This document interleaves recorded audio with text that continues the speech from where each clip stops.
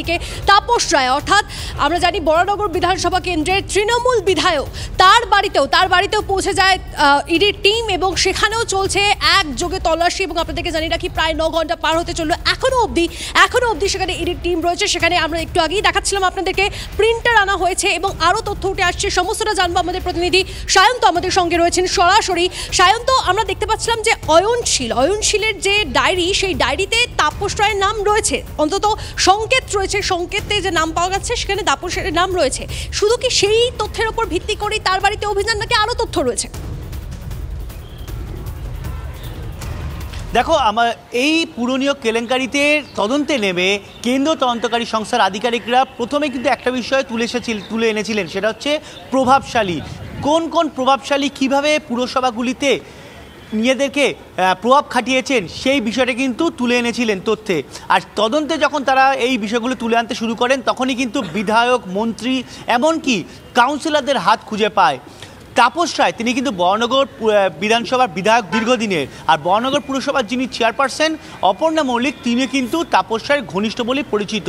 সেই জায়গায় দাঁড়িয়ে কোথাও তদন্তকারী সংস্থার আধিকারিকরা মনে করছেন যে বরানগর পুরসভা, যেটি প্রথম 5টা পুরসভা যেখানে সবথেকে বেশি কর্মী নিয়োগে বেনিয়ম হয়েছে বলে ধরা হচ্ছে, সেই বরানগর পুরসভায় কর্মী নিয়োগে অনিয়মের ক্ষেত্রে তাপস রায় অর্থাৎ বরানগর বিধানসভার বিধায়ক তাপস রায় ইনভলভমেন্ট থাকলেও থাকতে পারে। আর সেই কারণে কিন্তু তারা আজ এই তাপস রায়ের বাড়িতে হানা দিয়েছে।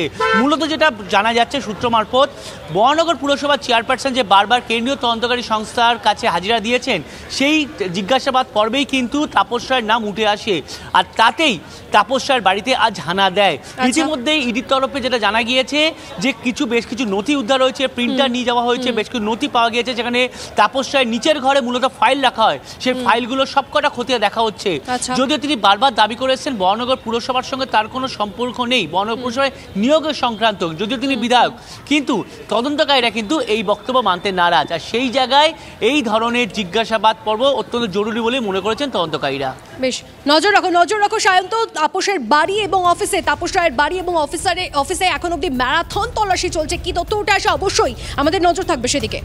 একেবারে এই ম্যারাথন শব্দটা এক্ষেত্রে খুব প্রাসঙ্গিক, তার কারণ 9 ঘন্টার ওপর পার হয়ে গিয়েছে তাদের এই তল্লাশি অভিযান চলছে, যে কারণে আমরা বলছি যে অ্যাকশন মোডে, রীতিমতো অ্যাকশন মোডে এনফোর্সমেন্ট ডিরেক্টরেট। তার কারণ এই পুরো নিয়োগে কোথায় কোথায় অনৈতিক কর্মকাণ্ড ঘটেছে, কোথায় কোথায় দুর্নীতি হয়েছে, সেই বিষয়টা তারা ঠাড়ে ঠোড়ে বুঝতে চান। তাপস রায়ের কথা তুমি বলছিলে কিছুক্ষণ আগে, তাপস রায়ের বিবি গাঙ্গুলি স্ট্রিটের যে বাড়ি 105 বিবি গাঙ্গুলি স্ট্রিট, সেই বাড়িতেও কিন্তু আজ সকাল থেকেই ইডি আধিকারিকরা রয়েছেন। সেখানে কিন্তু প্রিন্টার গিয়েছে, আর খুব স্বাভাবিকভাবেই প্রিন্টার নিয়ে যখন ঢোকা হয়েছে তার মানে তেমন কি কোনো গুরুত্বপূর্ণ নথি পাওয়া গেল? প্রশ্নের উত্তর সময় বলবে। আপাতত কি পরিস্থিতি সেখানে, আমার সহকর্মী সুমন রয়েছেন আমার সঙ্গে। সুমন, এই মুহূর্তে তার বাড়ি থেকে কি আপডেট?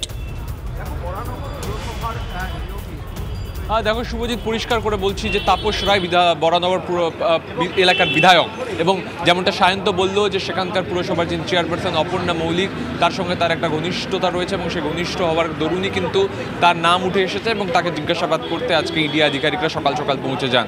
দেখো তোমাকে বলি, মোট 15 জন সিআরপিএফ কর্মী এখানে রয়েছেন, তার মধ্যে কিন্তু মহিলা সিআরপিএফ রয়েছেন। জওয়ানরা কিন্তু কার্যত পুরো বাড়িটাকে একটা নিরাপত্তা বলয় ঘিরে ফেলেছেন, এমনকি তার বাড়ির ছাদে উঠেও কিন্তু এলাকায় নজরদারি রাখা হচ্ছে, কারণ সন্দেশখালীর ঘটনার পর ইডি আধিকারিকরা এবং সিআরপিএফ জওয়ানরা তারা কিন্তু অধিক সতর্ক।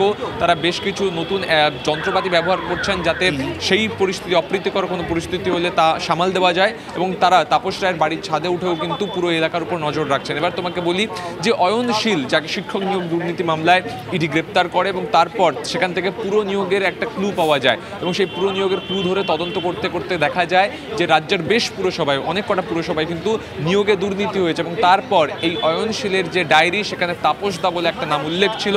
সেই তাপস রায় পরবর্তীকালে জিজ্ঞাসাবাদ তথ্য বয়ানের মাধ্যমে তা প্রমাণিত হয়, এবং সেই তাপস রায়ের কাছেই কিন্তু ইডি আধিকারিকরা এসে পৌঁছেছেন। যেটা আমরা জানতে পারছি, তার গ্রাউন্ড ফ্লোরের যে অফিস, সেখানে বেশ কিছু নথিপত্র চেক করা হচ্ছে এবং তাপস রায়ের বয়ান নেওয়া হয়েছে, তাপস রায়কে জিজ্ঞাসাবাদ করা হচ্ছে।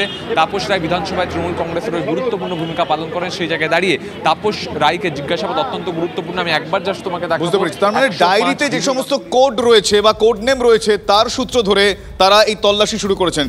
অফকোর্স ম্যারাথন তল্লাশি, তার কারণ 9 ঘন্টার ওপর সময় পেরিয়ে গিয়েছে ইডির এই তল্লাশি চলছে। জানা যাক কোথায় কোনভাবে কোন খাতে কিভাবে দুর্নীতি হয়েছে সেইটা তারা জানতে চান, স্পষ্ট করে জানতে চান। শুভজিৎ, ঠিক ডায়েরির কথা তুমি বলছিলে, আসলে বরানগর পুরসভা এবং সেই পুরসভায় নিয়োগ দুর্নীতি, অয়নশীলের নাম, অয়নশীলের সংস্থা এবং তার বাড়ি থেকে ডায়েরি, যে ডায়েরিতে কোট আনকোট তাপস দা শব্দটা লেখা আছে। আবার সেখান থেকেই বিধায়ক তাপস রায়ের বাড়িতে এবং তাপস রায়ের পাশে কিন্তু দাঁড়িয়েছেন প্রদেশ কংগ্রেস সভাপতি অধীর রঞ্জন চৌধুরী। শুনুন। তাপস রায় কি এইরকম চোরটা বলে আমার ঠিক বিশ্বাস হচ্ছে না। এখন চোরদের সঙ্গ থাকলে দেখলে কিছু তো করার নাই, চোরের সঙ্গ লন্ড, চোরের সঙ্গ থাকতে গেলে চোরের বদনাম নিতে হবে। সঙ্গ দোষে কিছু হলে আলাদা কথা। তাপস রায়কে আমি যতটুকু জানি, তাপস রায় এই ধরনের দুর্নীতি করার মধ্যে সম্ভবত থাকার সম্ভাবনা কম, এটুকু আমি বলতে পারি।